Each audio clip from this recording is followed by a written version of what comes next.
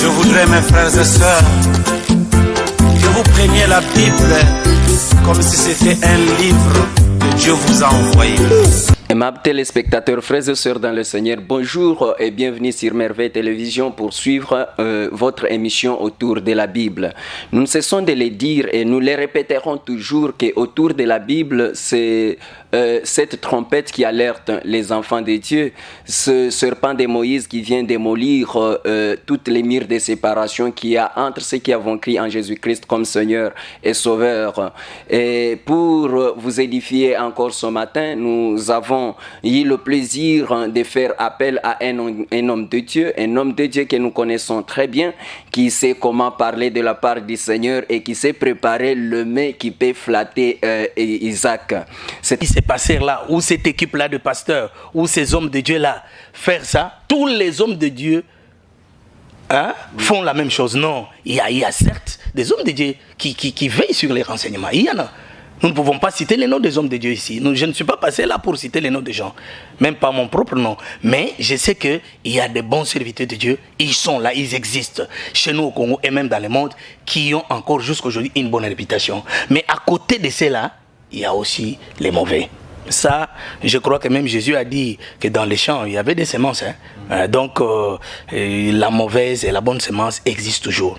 Mais ce qui est vrai, nous, serviteurs de Dieu, nous qui sommes appelés, nous devons toujours sonner la trompette, comme vous l'avez dit ici, dire haut et fort, attention dangereux avec ceux-là qui ont une mauvaise réputation. Puisque la mauvaise réputation vient aussi d'un mauvais enseignement, d'un mauvais caractère, des actes, des déclarations, de l'attitude, de ce que les hommes de Dieu font. Donc, nous devons vraiment veiller. Nous devons vraiment dire aux enfants qu'il faut veiller à ça. Mais moi, je vous dis sincèrement que cet homme politique ne peut pas abandonner la parole de Dieu pour des hommes. Non, non. Il doit rester à la parole de Dieu. Ok, merci beaucoup. Et le pasteur ne cesse d'insister pour dire que vous n'avez pas crié à un pasteur, vous avez crié en Jésus-Christ qui est votre sauveur, c'est par lui que vous allez être sauvé. Le pasteur, c'est aussi un homme, il peut arriver qu'il puisse trébucher, ça ne doit pas faire l'objet de votre découragement de croire dans ce nom de Jésus-Christ. Pasteur, nous poursuivons notre émission. Qu'est-ce qui doit caractériser réellement, n'est-ce pas, un pasteur? Oh, les pasteurs, la première des choses, il a l'onction de Dieu sur lui. Ce qui nous sépare, qui font la différence entre l'homme de Dieu et les autres gens, c'est l'onction de Dieu qui est sur lui. C'est pourquoi vous verrez quelque part dans la Bible, on dit dans Timothée que les anciens qui dirigent bien doivent être jugés dignes d'un double honneur. Le double honneur, c'est que, premièrement, il est homme de Dieu. Il a reçu le Saint-Esprit comme tout le monde. Il a été baptisé au nom de Jésus-Christ. Mais il a reçu de la part du Seigneur le mandat d'enseigner, de prêcher les autres, de conduire les autres vers Jésus-Christ comme le Maître et le Seigneur. C'est lui qui nous a appelés. Donc, cet homme-là doit avoir un double honneur. C'est-à-dire, c'est l'onction de Dieu. C'est ça les caractères. Pasteur, vous pouvez préciser les enfants de Dieu. Vous savez que nous sommes autour de la Bible. Vous avez dit 1 Timothée chapitre 5 verset 17 que les anciens qui dirigent bien doivent mériter un double honneur. Surtout ceux qui s'adonnent à la prédication et à l'enseignement. Oui, est-ce que vous pouvez d'abord lire ce verset-là parce que les enfants de Dieu doivent être... Ils doivent avoir la précision ici. On doit préciser vraiment toutes choses avec la Bible parce que l'émission c'est autour de la Bible, pasteur. Oui. Vous pouvez me reprendre. C'est 1 Timothée 5, 17. Oui, je vais lire ce verset-là, 1 Timothée 5, verset 17. Il dit ceci: que les anciens qui dirigent bien soient jugés dignes d'un double honneur, surtout ceux qui travaillent à la prédication et à l'enseignement. Voilà. Je peux m'arrêter par là. Vous savez qu'il y a un problème, pasteur. Comment reconnaître un ancien qui dirige bien et celui qui dirige mal? Ah oui, c'est là où la réputation intervient. C'est là où la réputation est importante. Donc, premièrement, je dis qu'il a l'onction de Dieu. Mais deuxièmement, il doit avoir la connaissance parfaite de la parole et des Écritures. C'est quelqu'un qui doit être plongé dans les Écritures. Parce que tu vois, tu peux connaître l'histoire de la Bible.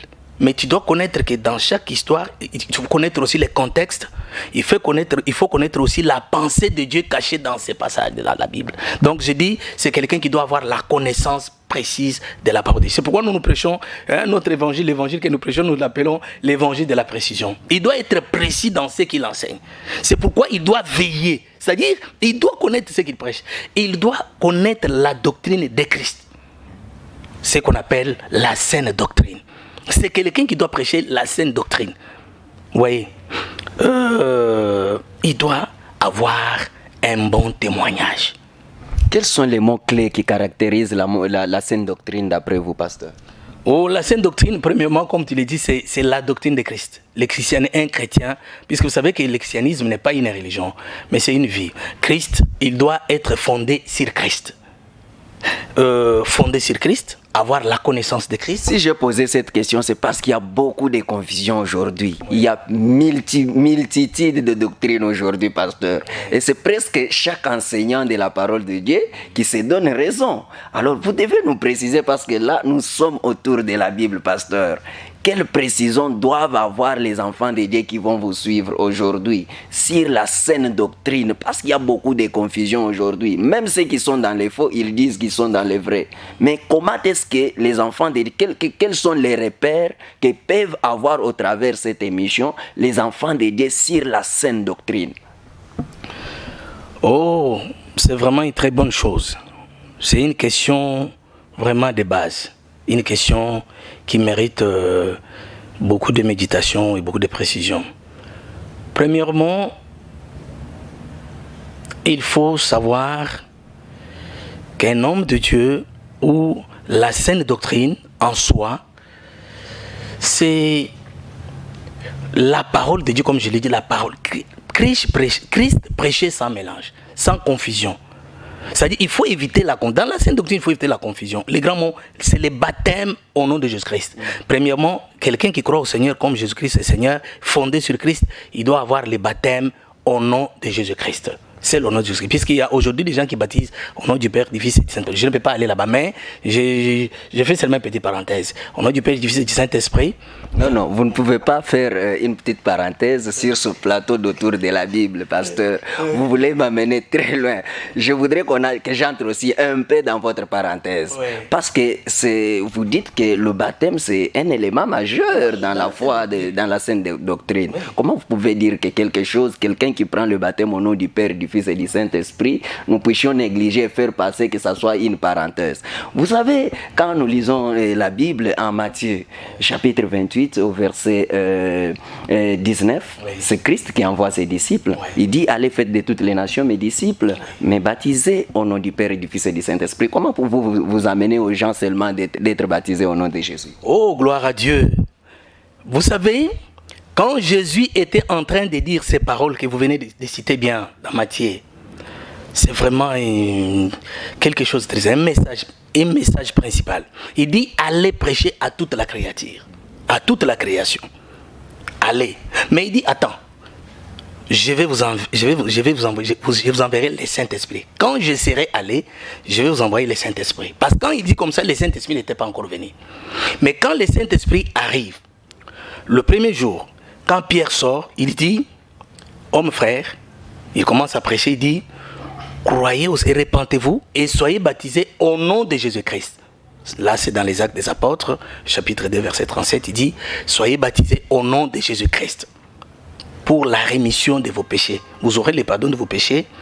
Il dit que ces messages, et pour vous, et pour beaucoup d'autres, que le Seigneur en appellera. Ils sont au loin.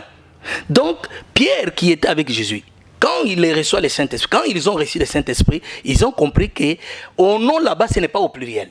Vous allez bien voir, c'est écrit au nom au singulier. C'est-à-dire qu'il n'y a pas au nom comme s'il y avait trois noms.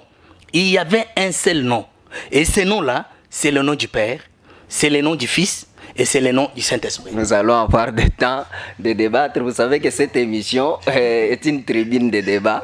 Quoique d'une manière particulière, nous vous avons reçu individuellement aujourd'hui, mais sachez que c'est une émission où nous débattons sur toutes les questions qui divisent ceux qui avons cru en Jésus-Christ comme Seigneur et Sauveur. Nous faisons appel à vous, hommes de Dieu qui nous suivez. Venez débattre. Il a soulevé un point.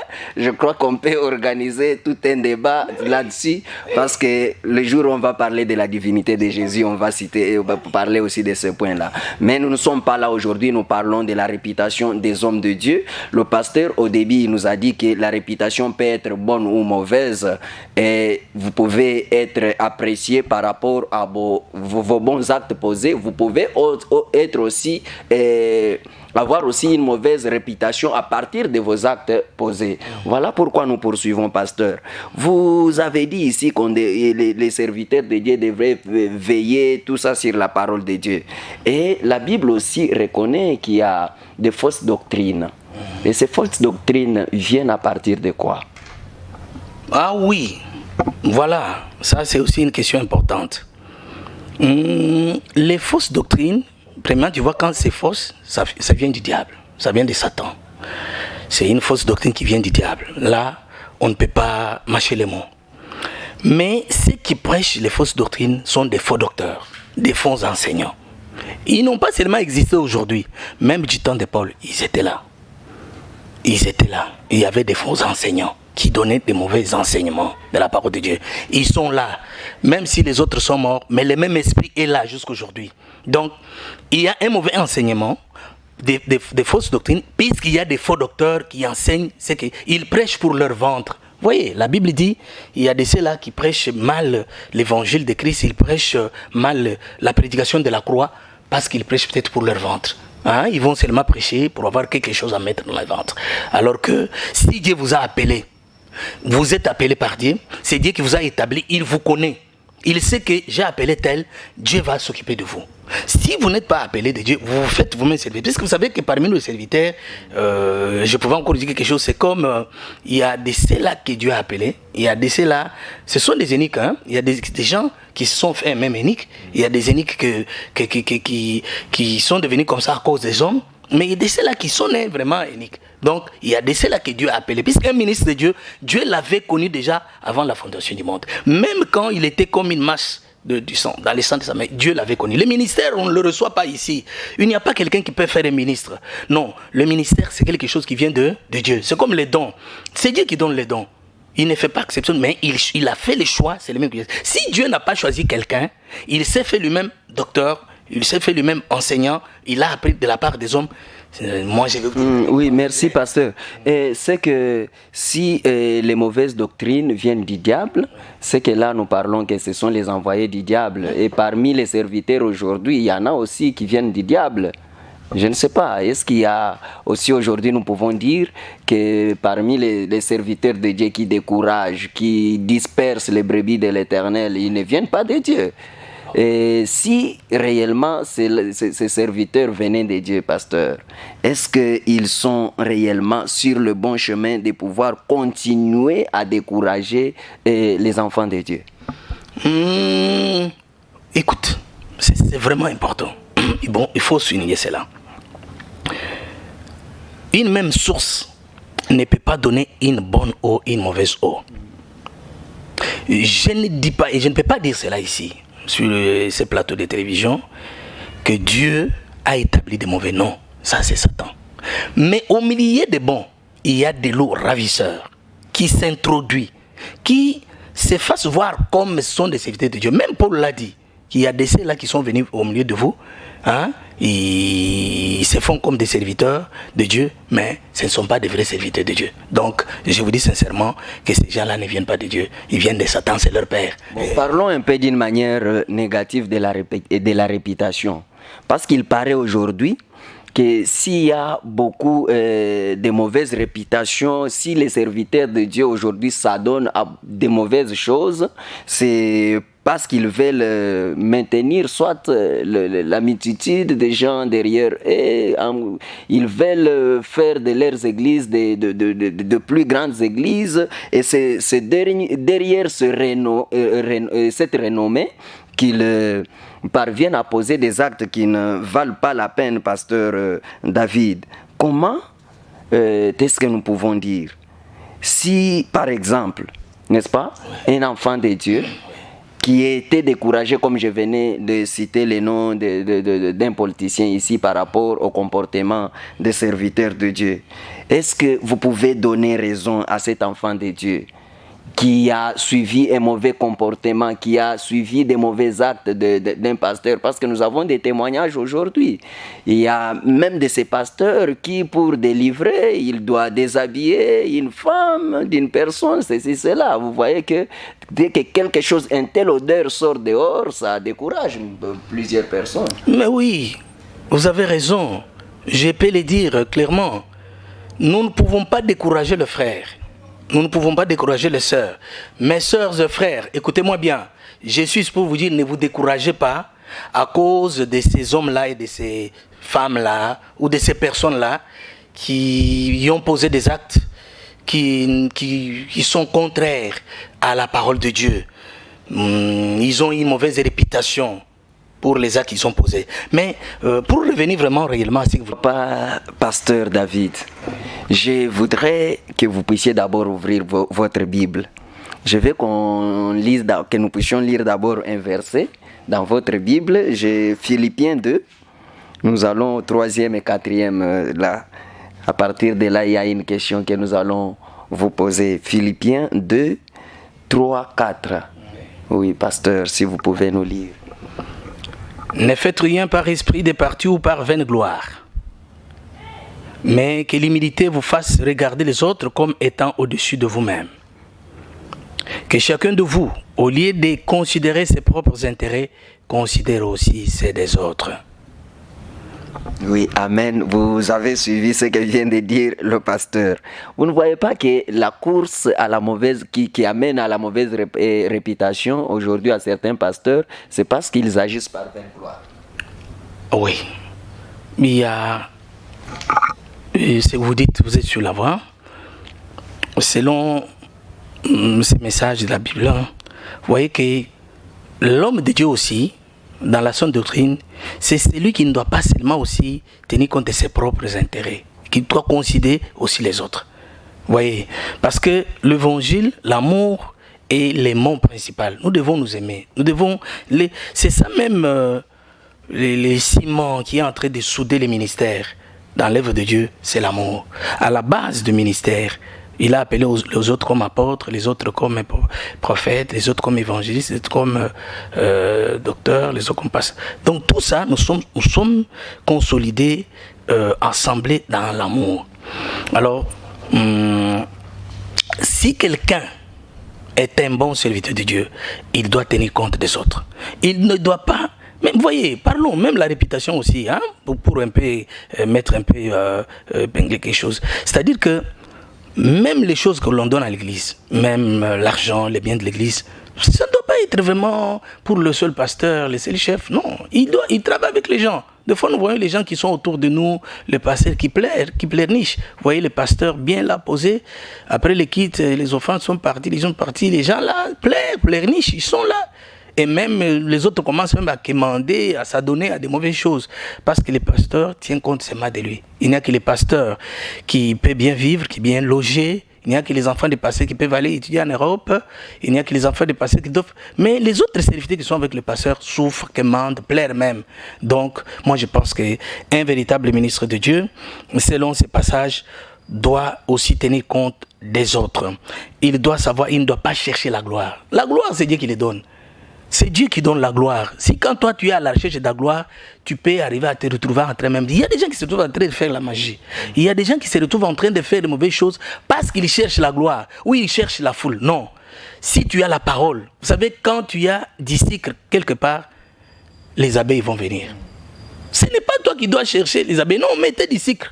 Tu as la parole, tu as l'onction, tu as la connaissance de la parole, tu as les dons. Parce que, vous savez, quand tu as les ministères, tu as les dons, tu as la grâce, tu as la puissance de Dieu. Les enfants de Dieu vont venir. Ah, ok, vous avez suivi qu'il faut avoir la grâce, il faut avoir les dons, il faut avoir le ministère pour ne pas sortir et avoir une mauvaise réputation. Nous tendons petit à petit vers la fin de cette émission, mais je voudrais vous témoigner quelque chose, pasteur. J'avais dit que ça devait être d'abord un témoignage pour la fin de notre émission. Vous savez que cette émission a commencé, je crois nous sommes à la 4e ou 3e semaine déjà que nous existons sur les antennes de Merveille Télévision. Plusieurs fois, j'ai invité les hommes de Dieu. Bon, par rapport à leur emploi du temps, ils n'ont jamais répondu. Oui. Mais voilà mon témoignage. Oui. Quand j'écris au Seigneur Jésus-Christ comme Seigneur et Sauveur, oui, vous avez été le premier pasteur à me recevoir, vrai ou faux? Oh, c'est vrai, ça c'est une vérité. Je me souviens. D'ailleurs, quand je vous vois aujourd'hui, je suis très content. J'ai dit, mais cet homme, c'est... Dieu même parlait. Il y a même des choses que Dieu parlait pour toi. Mais des fois, dans cet âge-là, les gens ne peuvent pas comprendre. Oui, je voudrais finir mon témoignage. Oui. Je vous annonce encore aujourd'hui que sur ce plateau de Tour de la Bible, oui, vous êtes mon premier invité à recevoir sur ce plateau. Merci beaucoup. Ça, c'est une très bonne chose. Merci beaucoup, mon frère. Merci beaucoup, homme de Dieu. Merci beaucoup, mon fils. Vous savez, quand vous honorez un homme de Dieu, Dieu vous honore. Merci, merci. C'est qu'il honore. Comme tu m'as honoré, que Dieu t'honore.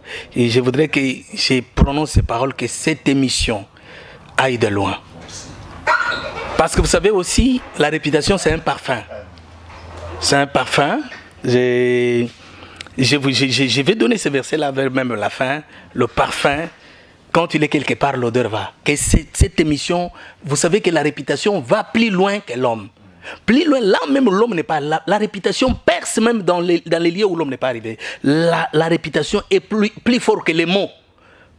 Nous parlons ici, hein, mais il y a des gens qui vont apprendre de nous loin là et la réputation va là-bas. Moi, je voudrais que la bonne réputation de cette émission puisse aller très loin et que Dieu vous accorde sa grâce. Merci. Nous tendons déjà vers la fin de cette émission. Je ne peux pas finir cette émission, pasteur, sans pour autant vous poser la question de mes frères ici.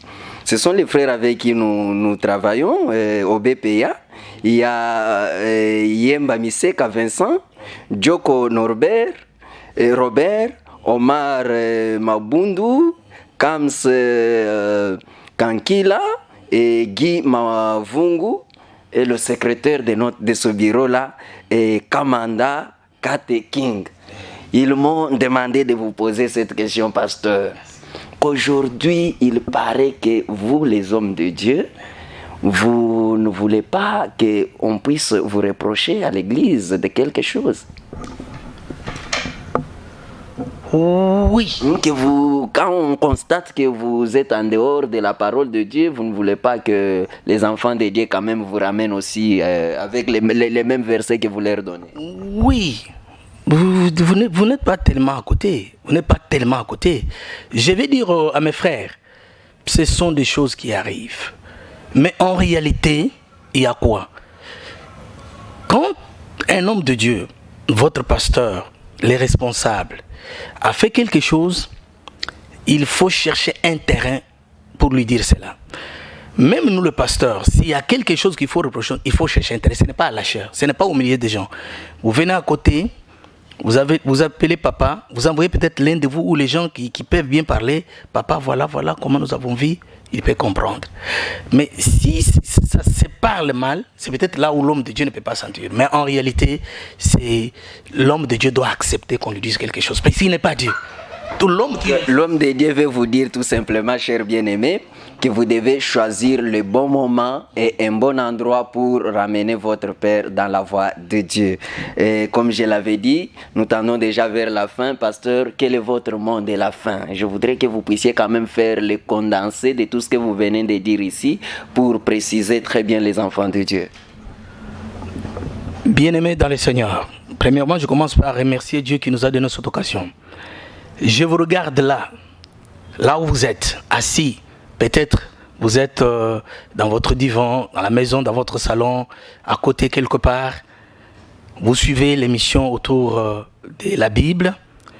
la réputation des hommes de Dieu reste un message principal pour ramener l'homme de Dieu et même les hommes de Dieu à demeurer dans ce qu'ils ont commencé. Parce que vous avez commencé quelque part bien. Quand vous commencez à voir que vous déraillez, on vous dit qu'il y a des choses qui ne vont pas, vous devez accepter de revenir. Écoutez, la parole de Dieu me dit ceci, ce que je dois vous dire. Dans Ecclésiaste chapitre 6, verset 1, la Bible dit rapidement, je lis ce verset rapidement, c'est mon dernier verset d'ailleurs que je vais lire rapidement pour clôturer mon message. Je pense que je le lis avec rapidité parce que c'est la fin. Oui, le verset, il dit, le premier verset, premier petit A, une bonne réputation vaut mieux que les bons parfums. Et les jours de la mort, je peux m'arrêter par là. Et les jours de la mort que les jours de la naissance. Mais moi, je m'arrête par une bonne réputation vaut mieux que les bons parfums. Donc, je me limite pour dire, mes frères dans le Seigneur, les hommes de Dieu, les enfants de Dieu, nous devons avoir une bonne réputation comme les bons parfums. Vous voyez, Salomon dans la Bible, sa réputation était partie loin. Même la femme de Sarepta est venue à cause de la réputation. Vous voyez la femme qui avait le parfum, qui avait répandu les parfums sur Christ.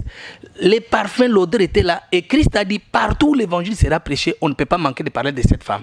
C'est à cause des gestes que la femme avait faits. Ce que je vous demande, c'est de faire d'avoir une bonne réputation. Si aussi vous, les enfants de Dieu, tu n'as pas un bon témoignage, tu n'as pas bien réussi la chose, il ne faut pas le dire. Parce que nous refusons aussi de faire ce que les mondains font.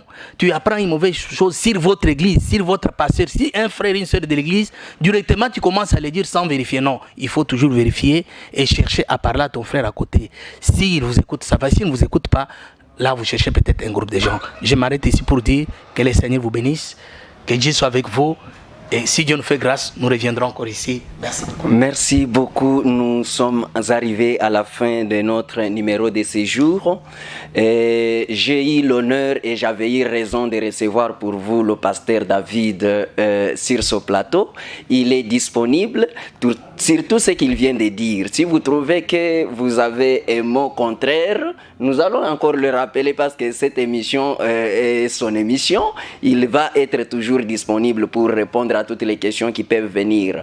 Je suis votre humble serviteur Martin Mouzoudi, que vous connaissez bien, le cadet de tous les appelés. J'ai eu le plaisir de vous présenter cette émission et nous vous avons parlé de la réputation des hommes de Dieu. Donc, recevez ce message avec beaucoup d'empressement et nous ne pouvons pas aussi fermer cette page de Merveille Télévision sans pour autant reconnaître ce qui nous ont permis d'arriver chez vous. Là, je pense à Héritier Mampouya qui était derrière notre caméra. Je pense à Sagesse Mabiala qui est à la régie finale. Je ne peux pas m'en passer sans dire merci à notre directeur de programme, Papa Elo Cholet. Et je bénis aussi tous les enfants de Dieu qui vont nous suivre. Et nous nous séparons par ici et à la prochaine. Que Dieu vous bénisse. Je voudrais, mes frères et sœurs, que vous preniez la Bible comme si c'était un livre que Dieu vous a envoyé.